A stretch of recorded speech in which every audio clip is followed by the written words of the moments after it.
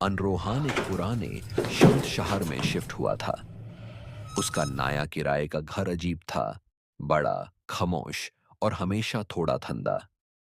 लेकिन सबसे अजीब था, सीढ़ियों के नीचे वाला कमरा। घर के मालिक ने उसे हमेशा उस कमरे से दूर रहने की सलाह दी थी। बस एक छोटा सा स्टोर रूम है, उन्होंने कहा था।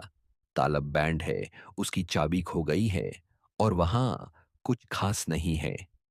रोहान ने पहले तो बात मान ली, लेकिन कुछ हफ्ते बाद उसको हर रात उस कमरे से आती हुई अजीब आवाजें सुने देने लगीं।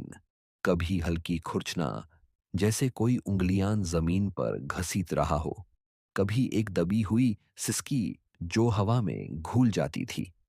एक रात रोहन बिस्तर पर बैठा था और आवाज पहले से ज्यादा तेज थी। इस बार ये खुरचना नहीं था, ये एक थाप थाप की आवाज थी, जैसे कोई अंदर से दरवाजा पीट रहा हो।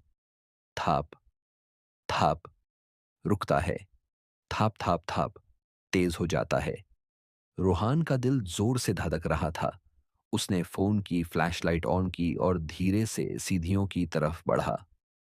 दरवाजा गहरे भूरे रंग का था, मोटी लकड़ी का, और उस पर धूल की एक परत जामी थी। ऊपर एक छोटा सा पुराना लोहे का ताला लगा हुआ था, जिसमें चाबी लगाने की जगह पर जुंग लगा हुआ था। रोहान ने कान दरवाजे से लगाया।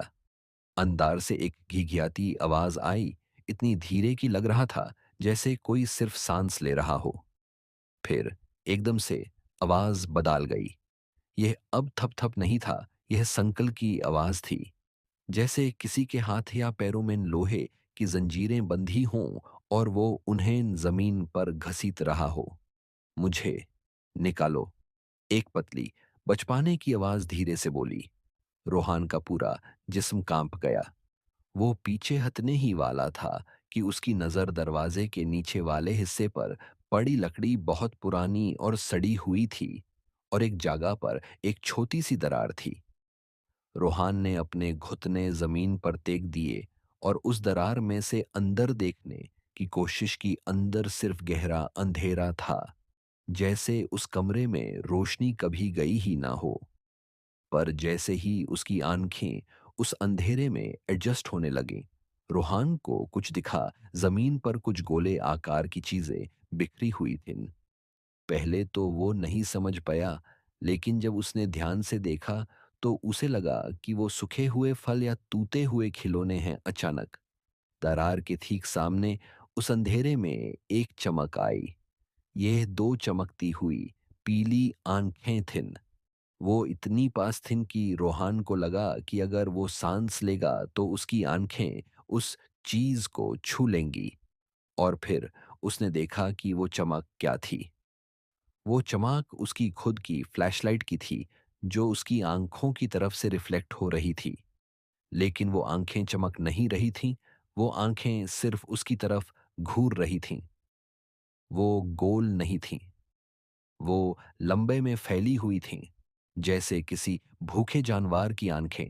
और उस चमकदार आंखों के नीचे रोहान ने एक छोटा, पतला, खुला हुआ मुंह देखा। उसके दांत इतने छोटे थे कि लग रहा था जैसे कांच के टुकड़े हों। उस मुंह से वही बचपने की आवाज आई, इस बार संकी हुई मुस्कुराहट के साथ। तुम आ गए, मुझे भूख लगी है। रोहान चिल्लाया और पीछे लुढ़क गया। वो जल्दी से उठा और सीढ़ियों की तरफ भागा, बिना पीछे देखे। जब वो अपने कमरे में वापस पहुंचा तो उसने दरवाजा बेंड किया और अपना सारा सामान जल्दी जल्दी एक बैग में डाल दिया। यूज अब उस घर में एक पल भी नहीं रुकना था। लेकिन जैसे ही उसने दरवाजे से हाथ हटाया तो उसने अपने कमरे के दरवाजे पर एक बहुत हल्का सा थाप थाप सुना। थाप, और फिर उसके ठीक नीचे, जहां उसने दरवाजे पर कान लगाया था, उसके कमरे के फर्श के नीचे से उसी पतली सिसकती हुई आवाज ने कहा, अब तुम नहीं जा सकते, मैं अंधेरा कमरा हूं और तुम अब यहां हो। क्या आप एक और छोटी दर भरी कहानी सुनना चाहेंगे, या क्या आप चाहेंगे कि मैं इस कहानी में आगे क्या हुआ वो बताऊं?